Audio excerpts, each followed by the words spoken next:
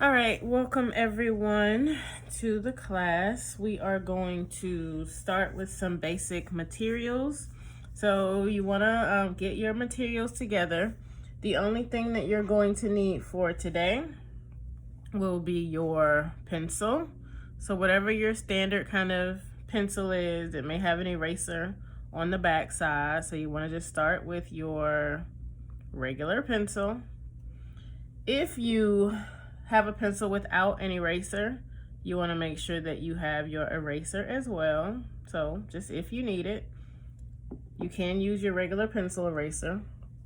You want to use your pencil sharpener. So whatever kind of standard pencil sharpener you have is fine. You want your paints. So this is my watercolor palette.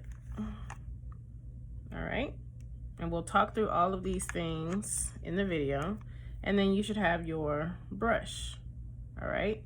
You want to have a brush with some hairs like this, but if you don't, it's fine. Just use what you have.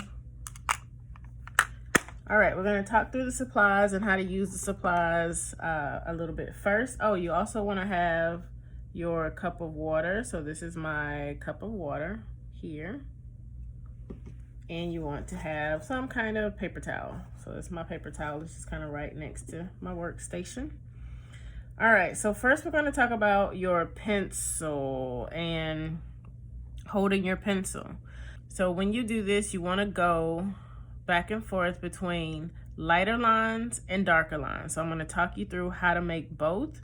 The lighter lines are really just going to be for those of you who feel like you have an unsure hand. The darker lines will be for you once you get more comfortable. So if you want to make a lighter line on your sheet of paper, and this is just going to be a practice sheet of paper for right now, we aren't starting the actual assignment just yet. So if you want to, just get a practice sheet. So this is a sheet that we're going to mess up intentionally. So don't feel like you have to worry about all of that. So to make a light line, typically when you hold your pencil something like this, right? You probably don't even pay attention to where you're holding the pencil, whether your hand's in the middle, at the top, or whatever. The pencil itself, this long part of the pencil, is the shaft of the pencil. All right, so if you want to make a lighter mark, if you move your hand a little farther up towards the eraser of the pencil, you can make a lighter mark on your page. Like, I know you can probably barely see that. You can make a lighter mark if you hold your pencil up a little higher. All right. If you move your hand down closer to where the actual pencil lead is, then it's easier to make a darker mark. All right. So if you want to make a lighter mark, move your hands up. This works this way just because you have less control when you hold the pencil higher. If you want to make a darker mark, hold it closer. Another thing that you can do to help keep your lines steady, if you work and your hand pretty much sits up off the page, I'm going to try to show you that. So if you're working and your pencil and your hand sit up off the page like that, meaning your hand does not touch the page at all. Let's see, move my paper back about right. Then you will have less control of your mark.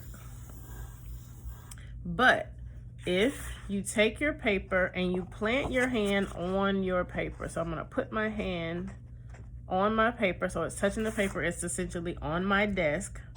All right, then that helps me just sort of anchor my hand. And as long as my hand is anchored, or even just like your pinky, if just like your pinky is anchored onto the paper, it just helps you make a better line. Gives you a little bit more control. All right, so hold it farther back for a lighter line. Hold it closer to the lead for a darker line. All right, basic pencil handling.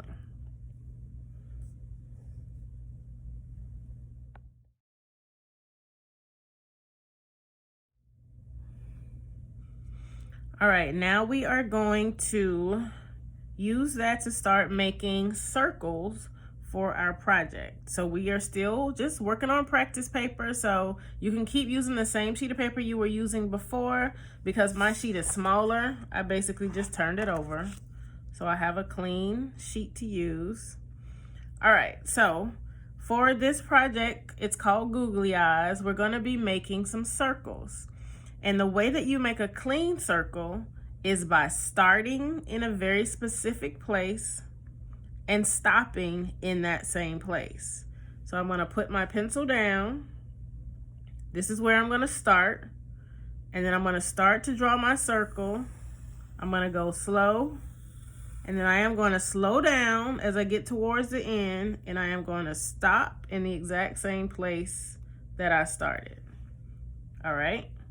Now, nobody's going to draw a perfect circle the first time, so don't feel like you have to work really hard to concentrate on drawing a perfect circle. It's not necessary at all for this, but I don't want you to, so this is what I don't want you to do. I don't want you to work real fast and you have all these weird circles that start and stop in two different places. All right, so I don't want you to do that. I want you to go slow,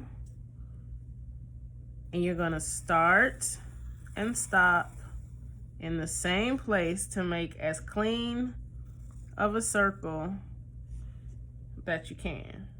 All right,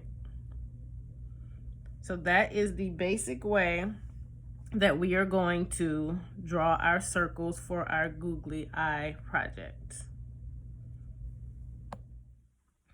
All right, now for the project, I told you that you may want to start lighter, drawing your lines lighter, just in case you're not super comfortable with your lines just yet. So what you can do is you can hold your pencil back farther, draw your circles a little bit lighter, same thing, start and stop in the same place.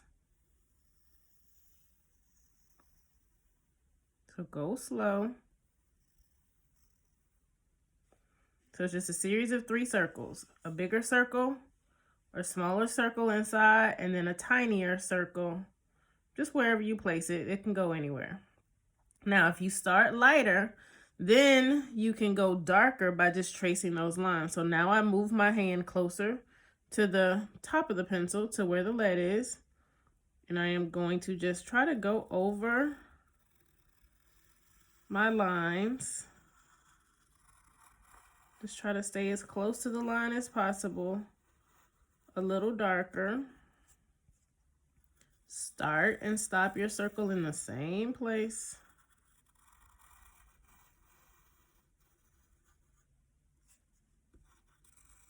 And then you can make your lines a little bit darker.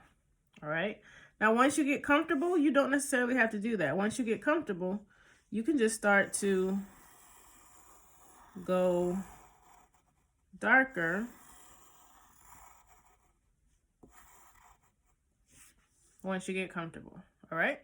So these are the edges of my paper here.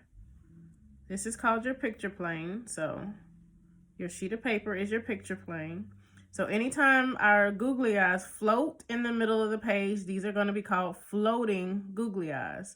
If we want to run them off the edge of the page, then all you're going to do is you're going to work from one of the edges of your page. It doesn't matter, but you're going to start at the edge. It's almost like making a half circle.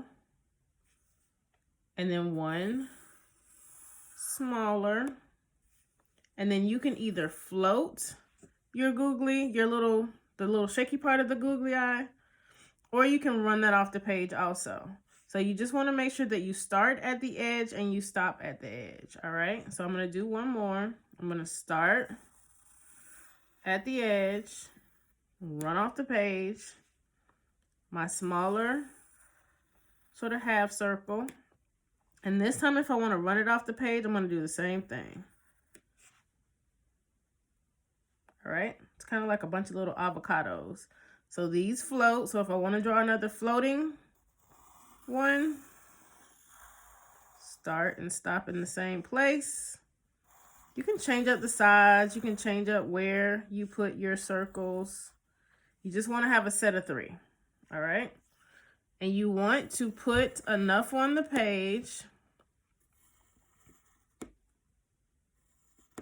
to sort of like balance everything out on the page. So when you look at it, it doesn't look like something's missing off the page or you have like a big empty space on the page. All right.